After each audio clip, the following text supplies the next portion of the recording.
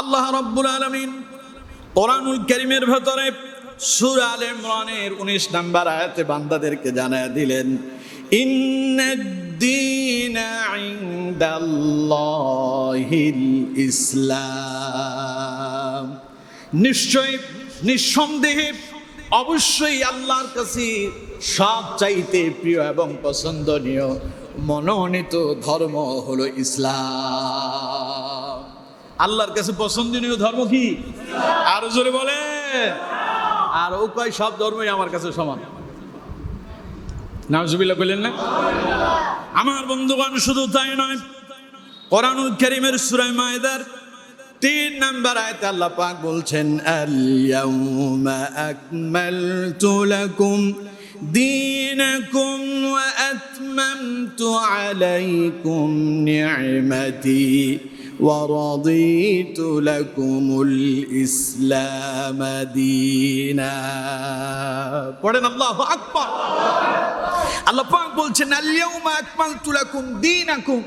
আল্লাহ বলছেন, আজ আমি তোমাদের জন্য আমার দ্বীনকে পরিপূর্ণ করেছি। সুবহানাল্লাহ। ওয়া আতমামতু আলাইকুম নি'মাতি, আর আমি আল্লাহ তোমাদের প্রতি অনুগ্রহ করেছি। ওয়া রাদিতু লাকুমুল ইসলাম দীনা, আমি আল্লাহ তোমাদের জন্য ইসলামকে দ্বীন হিসেবে আমি আল্লাহ মনোনীত এবং পছন্দ করছি। সুবহানাল্লাহ। তার কথা আরো জোরে বলেন। এখন কোন ব্যক্তি মুসলমান হওয়ার পরে যদি বলে যে আমার কাছে সব ধর্মই সমান, আমি ধর্ম নিরপেক্ষ, এই কথা বলার কোনো সুযোগ আছে ইসলামে? ইসলাম বলছে আপনি হয় ধর্মের পক্ষে থাকবেন অথবা ধর্মের বিপক্ষে যাবেন। আপনি সব ধর্মে থাকবেন, এটা তো মুনাফিকের কাজ। মুনাফিকেরা সব সময় দুদুল্যমান অবস্থায় থাকে, তারা কখনো এই নৌকায় কখনো ওই নৌকায়। কোরআনে আল্লাহ পাক বলছেন, মুযাবযাবিন বাইনা যালিকা লা ইলাহা উলাই ওয়া লা ইলাহা উলা। মুনাফিকরা একবার এই দিকে যায় আবার ওই দিকে যায়, কখনো ডানপন্থীদের সাথে থাকে আবার কখনো বামপন্থীদের সাথে থাকে। কখনো মুসলমানদের সঙ্গে যখন মিলিত হয় তখন বলে আমরা তো তোমাদেরই লোক। মুসলমানদের সাথে আসলে কি কয়? আমরা তো তোমাদেরই লোক। আবার যখন মুসলমানদের থেকে যখন আলাদা হয়ে কাফেরদের সঙ্গে মিলিত হয় তখন বলে যে আমরা তো তাদের সঙ্গে ঠাট্টা বিদ্রুপ করেছি। নাউজুবিল্লাহ বললেন না? তাইলে যারা সব ধর্মকে সমান মনে করে, ইসলাম তাদেরকে বলছে এরা তো ইসলাম থেকে খারেজ হয়ে গেছে। শুধু খারেজে হয় নাই, বরং এরা মুনাফিক হয়ে গেছে। এরা কি হয়ে গেল? মুনাফিক। আচ্ছা, কাফের বেশি খারাপ না মুনাফিক খারাপ? জোরে বলেন। এটা কি আমার কথা না রাসূলুল্লাহর কথা? আপনি আপনার শত্রু চেনেন। শত্রু কি? আপনি চেনেন। শত্রু আপনি দেখলে বুঝতে পারবেন, আপনি এদিকে গেলে আপনার শত্রু আছে, বিপদ আছে, আপনি এই রাস্তায় যাবেন না। আরেকজন আছে যারে আপনি শত্রু মনে করেন না, সে আপনার সঙ্গে যখন মিলিত হয় তখন আপনার সঙ্গে আপনার মতো করেই কথা বলে, আপনি তারে বন্ধু মনে করছেন। সবচাইতে শ্রেষ্ঠ শত্রু হলো সে বন্ধুরূপে শত্রু হয়ে আসে যে, কারণ আপনার দুর্বল পয়েন্ট সব কি সে জানে। তো এই জন্য মুনাফিক হচ্ছে কাফেরের চাইতেও জঘন্য। মুনাফিক কাফেরের চাইতেও কি জঘন্য? কাফের তো সরাসরি কাফের, আর মুনাফিক হচ্ছে মুসলমানদের ভেতরে লুকিয়ে থাকা কাফের। কথা বুঝতে পেরেছেন? তো সুতরাং এইরকম জঘন্য কিছু লোক আমাদের মুসলমানদের ভেতরেও আছে। এরা মনে করে সব ধর্মই সমান। এই কথা যারা মনে করে এরা কাফের। আর এদেরকে যারা কাফের মনে করে না তাদের ঈমান ভেঙে যায়। কথা বুঝতে পেরেছেন? এদেরকে যারা কাফের মনে করবে না তাদেরকে কাফের না মানার কারণে, মনে না করার কারণে ঈমান চলে যাবে। পরে তাকে আবার তওবা করে নতুন করে কালেমা পড়ে ঈমান আনতে হবে। কথা বুঝতে পেরেছেন? এখন আপনি ওদেরকে কাফের বলতে গেলেও তো বিপদ, ঠিক না? কথা বল না কেন? কারণ যারা সব ধর্ম লোকের সমান মনে করে, ওরা বলে যে মানুষের উপর কোনো ধর্ম নাই, মানুষের উপর কোনো ধর্ম নাই, ধর্ম যার যার, উৎসব সবার। আছে না এমন কথা? আর এটার বিরোধিতা করলে হয় আপনি রাজাকার, না হয় মৌলবাদ, না হয় জঙ্গিবাদ, না হলে আপনি ধর্মীয় উস্কানিদাতা। আছে না নাই? বলবেন কেমনে? আমরা বললে হয় রাজনীতিবিদ, অথবা ধর্মীয় উস্কানিমূলক বক্তব্য দেয়, অথবা রাজাকার হয়ে গেলাম, অথবা মৌলবাদ আর শামস ইত্যাদি বলে বলে আমাদেরকেও গালি দেওয়া হয়। আর এখন তো গালি এটা মানুষের একটা বুলিতে রূপান্তরিত হয়েছে। কথায় কথায় কথায় কথায় গালি। একদম শুরু থেকে, নেতা থেকে শুরু করে কর্মী পর্যন্ত সবার অবস্থায় এক। কথা বুঝতেছেন আমার বন্ধুগণ? সুতরাং হক কথা বললে বিপদ আসবে, হক কথা বললে বিপদ আসবে। সত্য কথা বলতে পারবেন না, সত্যের পক্ষে চলতে পারবেন না, ন্যায়ের পক্ষে থাকেন, বিপদ মুসিবত বেশি আসবে। অন্যায় করেন, আপনার কাছেও কেউ আসবে না, কারণ আপনারা সবাই সেলিউট দিবে ভয়ে। রাসূলুল্লাহ বলেছেন ওয়াউক্রিমার রাজুলু মাখাফাতা শাররিহি, কিয়ামতের আগে এমন একটা সময় আসবে মানুষ মানুষকে সম্মান করবে ভয়। কে বলছেন? রাসূলুল্লাহ। কে বলেছেন? রাসূলুল্লাহ বলেছেন। তিরমিজি শরীফের হাদিস এটা। রাসূলুল্লাহ বলেছেন উক্রিমার রাজুলু মাখাফাতা শাররিহি, কিয়ামতের আগে এমন এক সময় আসবে মানুষ মানুষকে সম্মান করবে ভয়ে। কারণ এত যদি সালাম না দেয়, এর যদি সেলুট না দেয়, সম্মান যদি না করে, তাইলে আমার বিপদ আছে। কারণ আপনি আপনার অধিকার চাইতে গেলেই এখন বিপদ কম না বেশি? জোরে বলেন। জুলুম বেশি দিন চলে না, জুলুম করে কেউ টিকতে পারে না। জুলুম করছে ফেরাউন, জুলুম করছিল নমরুদ, জুলুম করছে কারুন, জুলুম করছে আবু জাহেল, আবু লাহাব, উতবা, সায়বারা। জুলুম করে টিকছে তারা? কথা বলেন। যেই যত বড় জুলুমবাজ হবে তার পতন তত ভয়ানক হবে। ফেরাউন জুলুম করছে, মুসা আলাইহিস সালামকে আসতে দেবে না। জুলুম করছে না? মুসা দুনিয়া আসার আগেই জুলুম শুরু হয়ে গেছে। যত পুত্র সন্তান ভূমিষ্ঠ হচ্ছে, ফেরাউন তাকে মুসা মনে করে হত্যা করা শুরু করছে। নাউযুবিল্লাহ। শেষ পর্যায়ে মুসা আলাইহিস সালাম যখন এলো, মুসা আলাইহিস সালাম তার শত্রু, ফেরাউনের শত্রু কোথায় আসছে? ফেরাউনের ঘরের ভেতরে। সুবহানাল্লাহ কইলেন না? সুতরাং জুলুম যারা করে তারা তাদের পতনের একটা পথ নিজেদের অজান্তেই খোলা রেখে দেয়, যেই পথ দিয়ে তাদের কি হয়? পতন হয়। ফেরাউন যদি বুঝতো যে এই মুসা সেই মুসা যে আমার পতন ঘটাবে, ফেরাউন কি মুসারে তার ঘরের ভিতরে লালন পালন করতো? সবগুলোরে ধরে ধরে মারতেছে, আর মুসারে আদর যত্ন করিয়া দুধ কলা খাওয়াইয়া ঘরের ভিতরে লালন পালন করিয়া মানুষ বানালো। সেই মুসা যখন হকের দাওয়াত দেওয়া শুরু করলো, কালেমার দাওয়াত দেওয়া শুরু করলো, লা ইলাহা ইল্লাল্লাহু মুসা কালিমুল্লাহ। মুসা বলতেছে আল্লাহ ছাড়া আর কোনো মাবুদ নাই, আল্লাহ ছাড়া আর কোনো আইনদাতা নাই, আল্লাহ ছাড়া আর কোনো বিধানদাতা নাই, আল্লাহ ছাড়া কোনো রিজিক দাতা নাই, হায়াত দাতা নাই, মৃত্যু দাতা নাই। ফেরাউন কয় আমি মানুষকে খাবার দেই, আমি মানুষের হায়াত দেই। কেমনে হায়াত দেয়? ফেরাউন কয় আমি একজন মানুষের ফাঁসির রায় দিলাম, তারে মুক্ত করে দিলাম, তাইলে তারে আমি হায়াত দিলাম। নাউজুবিল্লাহ কন। তার দেখছেন চিন্তা ভাবনা কি, তার কৌশল কি? যে আমি হায়াত দেই, আমি মৃত্যু দেই, অপরাধ করছে তারে আমি ফাঁসি দিয়ে দিলাম, আমার পছন্দ হয় নাই তারে হত্যা করলাম, তাইলে আমি মৃত্যু দিলাম। নাউজুবিল্লাহ বললেন না? আমি খাবার দেই, জনগণের অভাব হইলে আমি দেই, আমি সংবিধান করি, আমার সংবিধানে দেশ চলে। আর মুসা কয় লা ইলাহা ইল্লাল্লাহ, আল্লাহ ছাড়া নাকি আর কোনো মাবুদ নাই, আইনদাতা নাই, বিধানদাতা নাই, রিজিক দাতা নাই। এই আল্লাহ এলো কোত্থেকে? এই খোদার আবির্ভাব হইল কোত্থেকে? ফেরাউন কয় আনা রব্বুকুমুল আলা, আমি তো সবচাইতে বড় খোদা। নাউজুবিল্লাহ বললেন না? এমন কথা কারুনও বলছিল। এমন কথা কে বলছে? কারুন বলেছে। এমন কথা নমরুদও বলছে। নমরুদ কি করছে? শুধু ইব্রাহিম আলাইহিস সালামের বিরুদ্ধে শুধু ষড়যন্ত্রই করে নাই, বরং আল্লাহরে হত্যা করার জন্য আকাশের দিকে তীর নিক্ষেপ করছে। তার মানে আমার সমকক্ষ যে খোদা আছে তারে মেরে ফেলবে। নাউজুবিল্লাহ বললেন না? খোদার রাজত্ব তিনি কি করবেন? ভোগ দখল করবেন। পারছে? কথা কন না কেন? পারছে?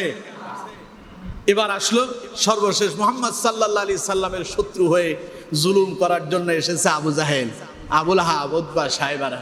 মুহাম্মদ সাল্লাল্লাহু আলাইহি সাল্লাম দাওয়াত দিচ্ছেন কালেমার। ফাইয়া আইয়ুহান নাস, হে মানব গোষ্ঠী, কুলু লা ইলাহা ইল্লাল্লাহ, বলো আল্লাহ ছাড়া আর কোনো মাবুদ নাই, তুফলিহুন, তাইলেই তোমরা সফল হয়ে যাবে। আবু জাহেল, আবু লাহাব, উতবা, সাইবার গোষ্ঠীরা বলল যে এই আবার খোদা এলো কোত্থেকে?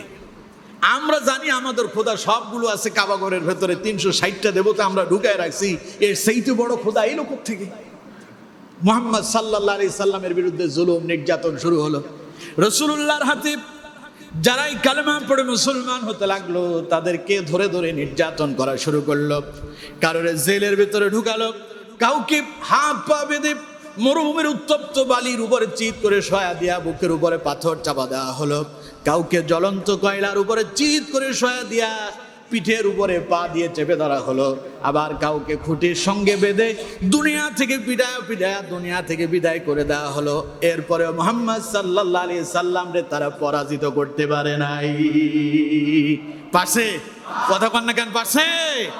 সেই আবু জাহেলের পতন হয়েছে, উতবা, সাইবা, মুগিরাদের পতন হয়েছে, সেই ফেরাউনের পতন হলো, নমরুদের পতন হলো, কারুনের পতন হলো।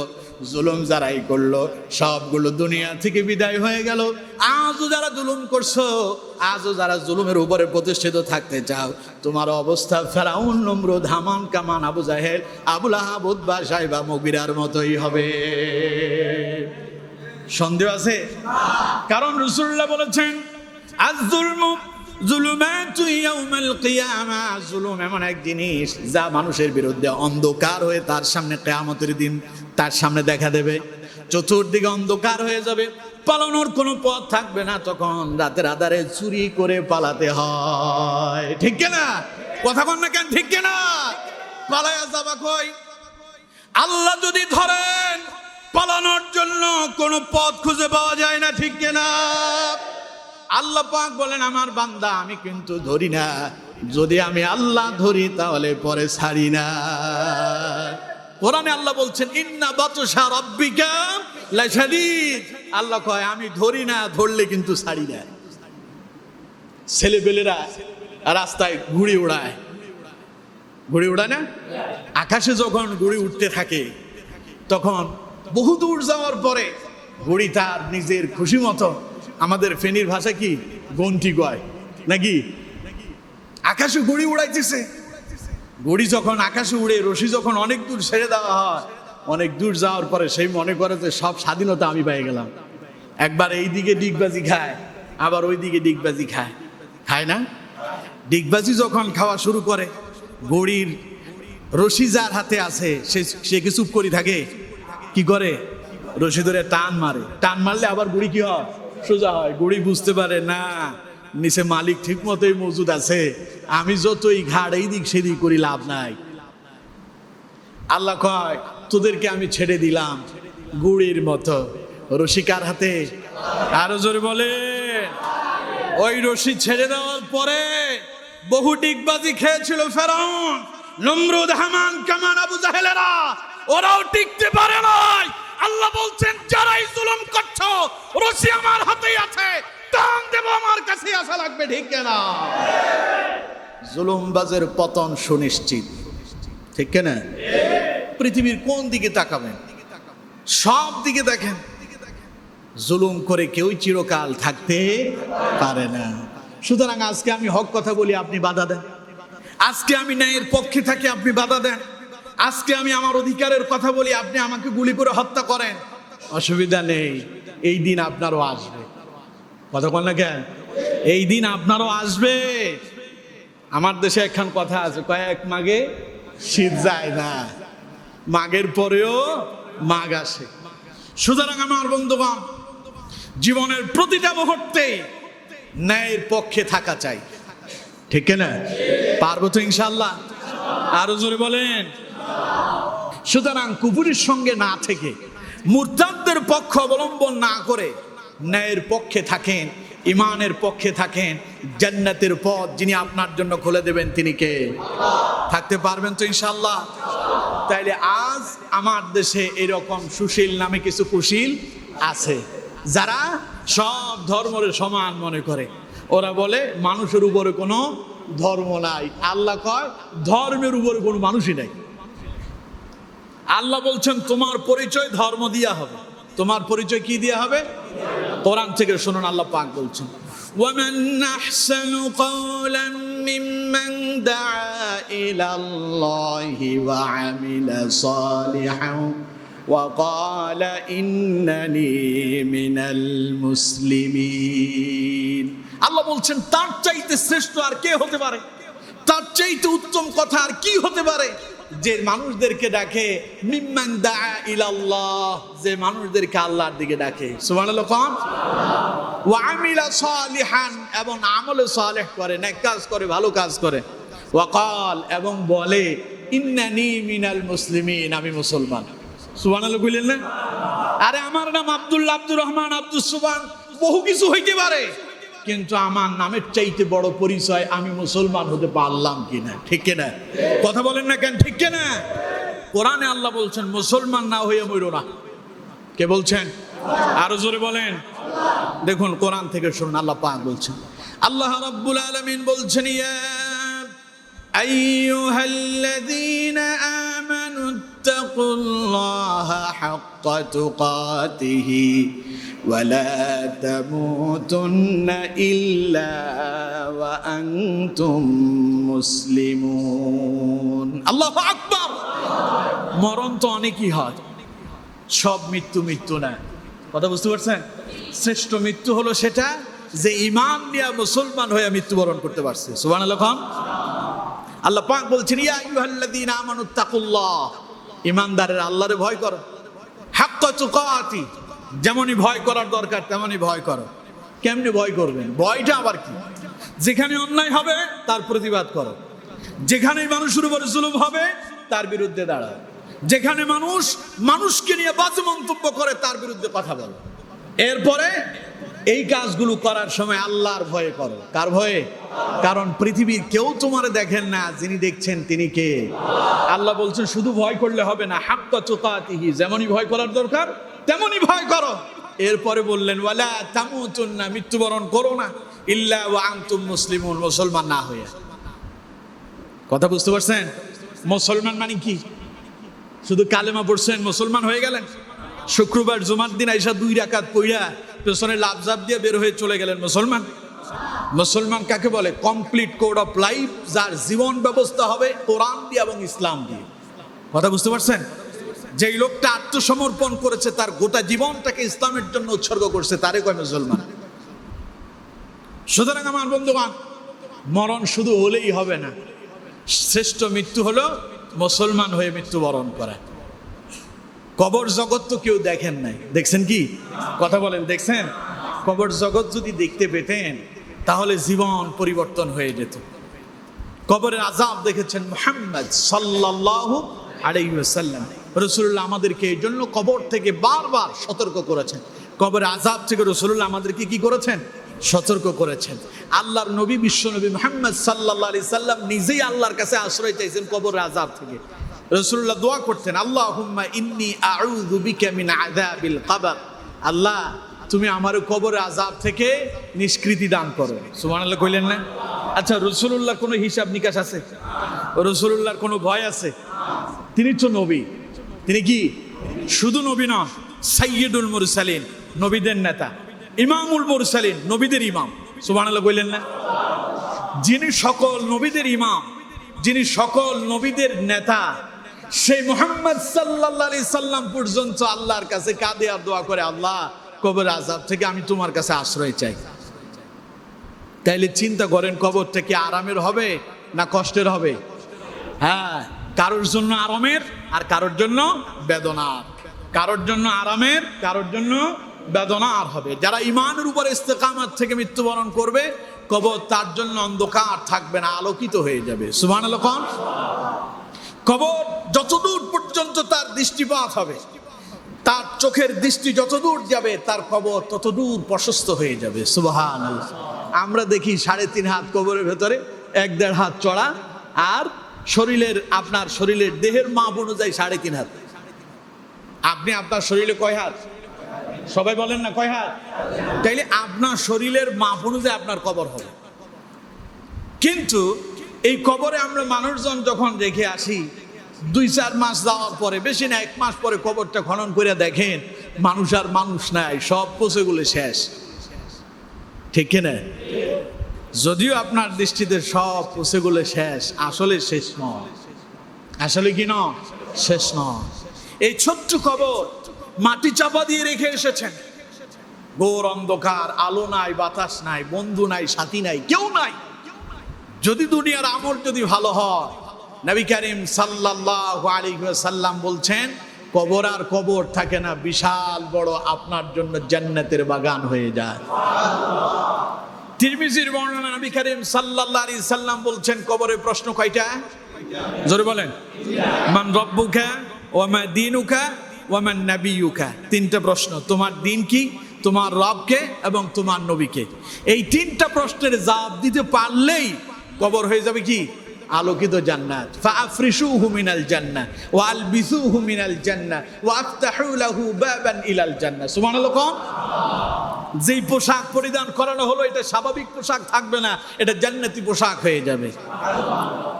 ওয়া আফরিশুহু মিনাল জান্নাহ, মাটিতে শোয় আসছে, আসলে এটা মাটি থাকবে না, জান্নাতি পরশ, জান্নাতি বিছানা বিছায়া দেওয়া হবে। ওয়া আফতাহু লাহু বাবান ইলাল জান্নাহ, আল্লাহ আপনার জন্য জান্নাতের দরজা খুলে দিবেন। বলছেন মুহাম্মদ সাল্লাল্লাহু আলাইহি ওয়াসাল্লাম। রাসূলুল্লাহর কথা সত্য না মিথ্যা? কত পারছেন? সন্দেহ আছে? রাসূলুল্লাহ নিজের মন গড়া কোনো কথা বলেন? আরো জোরে বলেন। রাসূলুল্লাহর প্রত্যেক কথা কার? যদিও আমরা হাদিস বলি রাসূলুল্লাহর কথা, হাদিসগুলোকে আমরা কি বলি? এগুলো রাসূলুল্লাহর কথা। কিন্তু আল্লাহ বলছেন না, নবী নিজের মন গড়া কোনো কথাই বলে না, নবী যা বলে সব ওহী। কে বলেছেন? কে বলেছেন? কোরআন থেকে শোনেন, আপনাদের সন্দেহ হইতে পারে। সূরা নাজমের ভিতরে আল্লাহ রাব্বুল আলামিন বলছেন, ওয়ান নাজমি ইযা হাওয়া মা যাল্লা সাহিবুকুম ওয়া মা গাওয়া ওয়া মা ইয়ানতিকু আনিল হাওয়া ইন হুয়া ইল্লা ওয়াহয়ুন ইউহা। আল্লাহু আকবার। আল্লাহ বলছেন ইন হুয়া ইল্লা ওয়াহয়ুন ইউহা, আমার নবী নিজের মন গড়া একটা কথাও বলে না, আমার নবী যা বলে সব ওহী। সুবহানাল্লাহ বললেন না? তাহলে যেগুলোকে আমরা হাদিস বলে রাসূলুল্লাহর কথা বলি, আসলে এর পেছনে কথাগুলো কার? আল্লাহ। সুতরাং রাসূলুল্লাহর হাদিস মানে আল্লাহর কথা, রাসূলুল্লাহর হাদিস মানে কার কথা? আল্লাহর কথা। তাহলে রাসূলুল্লাহ নিজের মন গড়া কোনো কথা বলেন না, প্রত্যেক কথা আল্লাহর পক্ষ থেকে যতক্ষণ ওহী না আসে ততক্ষণ রাসূল কথাই বলেন না। সুবহানাল্লাহ কইলেন না?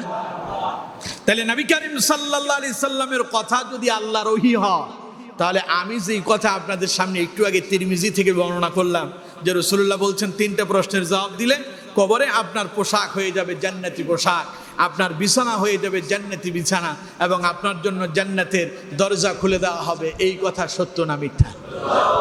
তাহলে এটা হলো তাদের জন্য যারা ইসলাম মেনে জীবন যাপন করবে। আর যারা কুফুরিতে ফিরে যাবে, ঈমান আনার পরে যারা কুফুরি করবে, তাদের ব্যাপারে এর ভিন্ন কথা আছে না নাই? তাদের জন্য প্রশ্ন কয়টা? তিনটা। আল্লাহ কারোর প্রতি জুলুম করেন নাই, প্রশ্ন সমান সমান। প্রশ্ন কি? কারোর জন্য কঠিন হবে, কারোর জন্য সহজ হবে এমন না।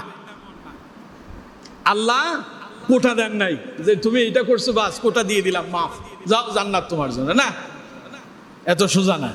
এত কি সোজা না? সবার জন্য সমান।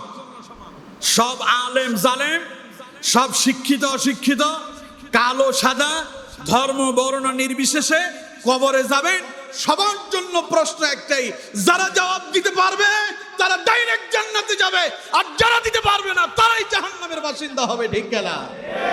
আল্লাহ পক্ষ নেন নাই। কথা বুঝতে পারছেন? কথা বুঝেন? আমার কথাগুলো বুঝবেন, দিলের কান দিয়া ব্রেন খাটায়। আমার বন্ধুগণ, তাইলে কাফেরদের জন্য প্রশ্ন কয়টা? ওই যে আগেরটা, মান রব্বুকা ওয়া মা দীনুকা ওয়া মান নাবিয়ুকা। তিনটা প্রশ্নের যদি জবাব দিতে যদি না পারেন, অবস্থা কি হবে? ফাআফরিশুহু মিনান নার ওয়া আলবিসুহু মিনান নার ওয়া আফতাহু লাহু বাবান ইলান নার। আল্লাহ বলবেন এই বেয়াদবটারে ধরো, ধরে তার শরীরে যে পোশাক আছে এই পোশাকটারে জাহান্নামের পোশাকে পরিণত করে দাও। ওয়া আফরিশুহু মিনান নার, জাহান্নামের বিছানা তার জন্য বিছায়া দাও। ওয়া আফতাহু লাহু বাবান ইলান নার, জাহান্নামের দরজা খুলে দাও। খুব আরাম হবে? কথা বল না কেন? খুব আরাম হবে? তাহলে ইমান নিয়ে মরতে চান না মুশরিক হয়ে? জোরে বলেন। ইমান নিয়ে যদি মরতে হয় তাহলে মুরতাদদের পক্ষে যাবেন না বিপক্ষে অবস্থান নেবেন? মনে থাকবে তো? জোরে বলেন, থাকবে তো? এবার যারা মুরতাদ হয়ে গেছে, যারা কোরআনের কিছু মানে না, যারা রাসূলুল্লাহর নিয়ে কটূক্তি করে, যারা ইসলামকে অবমাননা করে, তাদের ব্যাপারে কোরআনে আল্লাহ পাক শাস্তিও ঘোষণা করেছেন।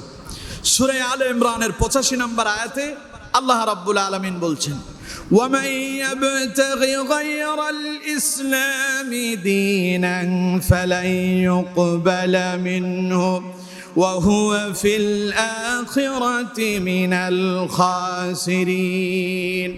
আল্লাহ পাক বলছেন, وَمَن يَبْتَغِ غَيْرَ الْإِسْلَامِ دِينًا, যারা ইসলাম ব্যতিরেকে অন্য কোন দিন খুঁজে, অন্য কোন ধর্ম খুঁজে, তার মানে অন্য জায়গায় শান্তি খুঁজতে চায়, আল্লাহ রাব্বুল আলামিন বলছেন ফালাই ইউকবালা মিন, ওর কাছ থেকে কখনো তার ঈমানটাকে আল্লাহ গ্রহণ করবেন না।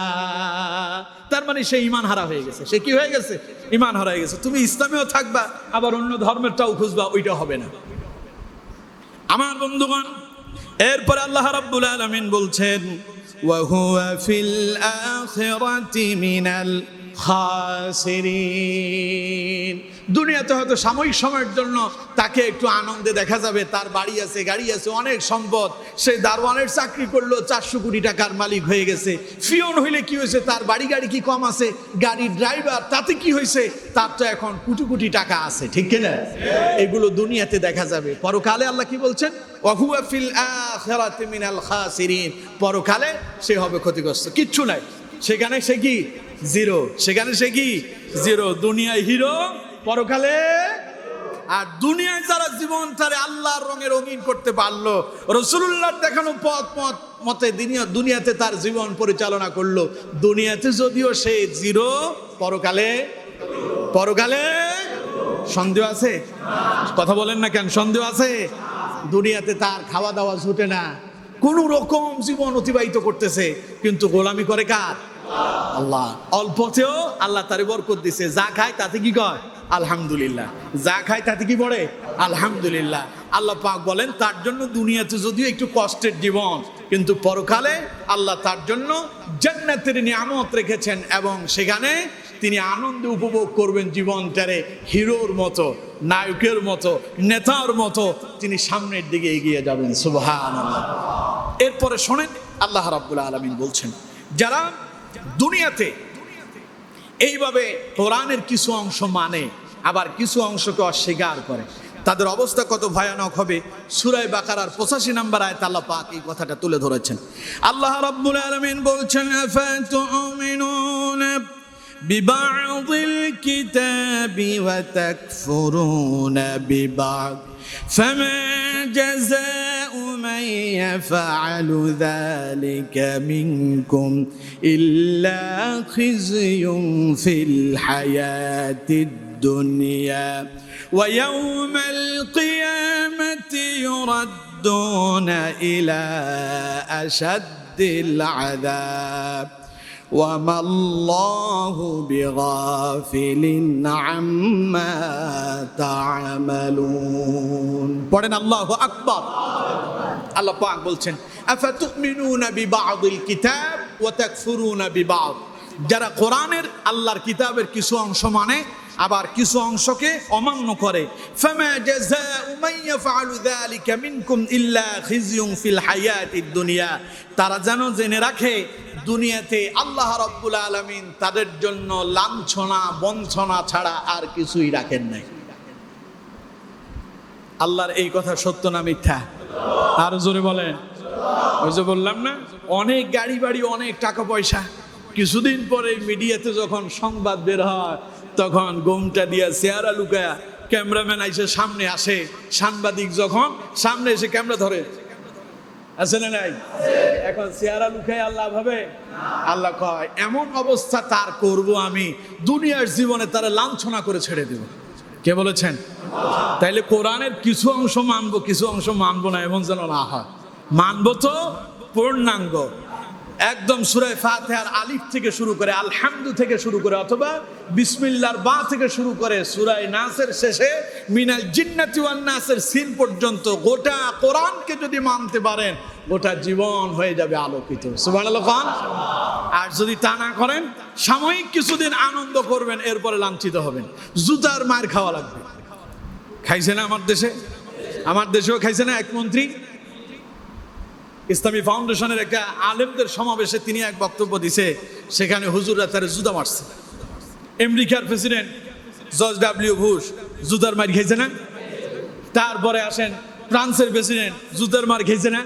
তো সুতরাং আল্লাহ কয়, আমি তাদেরকে লাঞ্ছিত আর অপমানিত করে ছাড়ব। শুধু এখানেই শেষ নয়, আল্লাহ রাব্বুল আলামিন বলছেন, ওয়া ইয়াউমাল কিয়ামাতি ইউরাদ্দুনা ইলা আশাদ্দিল আযাব। দুনিয়াতে তো লাঞ্ছিত করব, পরকালে ছেড়ে দেব না, কঠিন থেকে কঠিনতর আযাবের সম্মুখীন তারে আমি করব। নাউজুবিল্লাহ বলেন। এখানেই কি শেষ? আল্লাহ রাব্বুল আলামিন বলছেন, ওয়ামাল্লাহু বিগাফিলিন আম্মা তা'মালুন। তোমরা মনে করতেছো তোমাদের রব কিছুই দেখে না, তোমরা যা করতেছো আল্লাহ কিছুই দেখতেছে না, এমনটা মনে করতেছো? আল্লাহ কয় না, তোমার আল্লাহ ওয়ামাল্লাহু বিগাফিলিন আম্মা তা'মালুন, তিনি মোটেও তোমাদের ব্যাপারে গাফেল নন। সুবহানাল্লাহ। তুমি কই যাও, তুমি কি করতেছো, তুমি কোন ষড়যন্ত্র করতেছো, কাদের সঙ্গে মিশতেছো, সব যিনি দেখতেছেন তিনি কে? সুতরাং সাবধান হন, সাবধান হন। আল্লাহ দেখতেছেন, আল্লাহ দেখতেছেন, এই কথা মাথায় রেখে জীবন যাপন করেন, নাইলে কিন্তু ধরা পড়বেন, পালানোর পথ থাকবে না। ভুল বললাম? কথা বল না কেন? ভুল বললাম? আমার কথায় রাগ করছেন আপনারা? আমার কথায় রাগ করছেন কারা কারা? দেখে হাত তোলেন তো। রাগ করছেন কারা কারা? 2 জন, 3 জন, 4 জন, 5 জন পাওয়া গেছে। রাগ করছেন আপনারা? না বুঝা জোশের ঠেলায় হুঁশ হারানো যাবে না। জোশও থাকতে হবে, হুঁশও থাকতে হবে। জোশ হুঁশ দুইটা একসাথে থাকলেই জান্নাতে পৌঁছানো যাবে। কথা বুঝতে পারছেন? তাইলে ভুলে উঠাই ফেলছে, আল্লাহ মাফ করুন, আমরা বলি আমিন। কেউ রাগ করেন নাই, কেউ রাগ করেন নাই। যদি রাগ না করেন, দিনের পক্ষে থাকবেন না বিপক্ষে যাবেন। যিনি মুরতাদ হয়েছেন, ইসলামের বিপক্ষে অবস্থান নিয়েছেন, আল্লাহর রসুলকে নিয়ে কটূক্তি করেছেন, আল্লাহর বিপক্ষে অবস্থান নিয়েছেন, কোরআনের বিপক্ষে গিয়েছেন, সেটা যদি আহলে সুন্নাত ওয়াল জামাতের ঐক্যমতে সে যদি মুরতাদ বলে ঘোষিত হয়, আপনার দায়িত্ব তাকে কি মনে করা? মুরতাদ মনে করা, কাফের মনে করা। অথবা কোনো কাফের এবং মুশরিক, সেই কাফের জানার পরেও যদি তাকে কাফের মনে না করেন, মুরতাদকে যদি মুরতাদ মনে না করেন, তাহলে আপনার ঈমান থাকবে না যাবে? কথা কয় না, থাকবে না যাবে? যাবে। সুতরাং ঈমান ভঙ্গের 3য় নাম্বার কারণ হলো কোনো মুশরিককে মুশরিক মনে না করা, কিংবা কোনো মুরতাদকে মুরতাদ মনে না করা। সব ধর্মের লোক সমান, আমরা সবাই ভাই ভাই। আমার দেশে নির্বাচন আসলে দেখবেন মাইকিং করে, পাবলিসিটি হয়, হিন্দু মুসলিম ভাই ভাই, অমুক মার্কায় ভোট চাই, আছে না? অথচ আল্লাহ বলছেন, ইন্নামাল মুমিনুনা ইখওয়াতুন, মুমিন মুমিনের ভাই। রাসূলুল্লাহ বলছেন, আল মুসলিমু আখুল মুসলিম, মুসলমান মুসলমানের ভাই। উনি স্লোগান দেন, হিন্দু মুসলিম ভাই ভাই, অমুক মার্কায় ভোট চাই। তার মানে সুবিধাবাদ জিন্দাবাদ। নির্বাচন গেলে তারে আর খুঁজেই পাওয়া যায় না। বললাম? সুতরাং এইটা বলা যাবে না। মুসলমান মুসলমান ভাই, মুমিন মুমিন ভাই। আর ব্যক্তি হিসাবে, মানুষ হিসাবে, মানুষ হলো সৃষ্টির শ্রেষ্ঠ জাতি। মানব সৃষ্টির কি শ্রেষ্ঠ জাতি। শ্রেষ্ঠ জাতি হিসাবে যে ধর্মেরই হোক না কেন, তাকে আমি কাছে টেনে আপন করে নিতে আমার কোনো দ্বিমত নেই। কারণ নবী করিম সাল্লাল্লাহু আলাইহি সাল্লামের কাছে ইহুদি নাসিরারাও আসতো, রাসূলুল্লাহ তাদেরকে গালমন্দ করেন নাই, বরং তাদেরকেও ভালোবাসা দিয়ে কাছে টেনে নিয়েছেন। এই জন্য তারাও রাসূলুল্লাহর হাতে হাত রেখে কালেমা পড়ে মুসলমান মুসলমান ভাইয়ে রূপান্তরিত হয়েছে। সুবহানাল্লাহ। সুতরাং কাফেরদের সাথে শত্রুতা নয়, অমুসলিমদের সাথে শত্রুতা নয়, তাদের সাথে ভালোবাসা। কিন্তু ভাই ভাই, মুমিন মুমিন, ভাই ভাই, মুসলিম মুসলিম, মনে থাকবে তো? আল্লাহ বুঝার তৌফিক দান করুন, বলুন আমিন।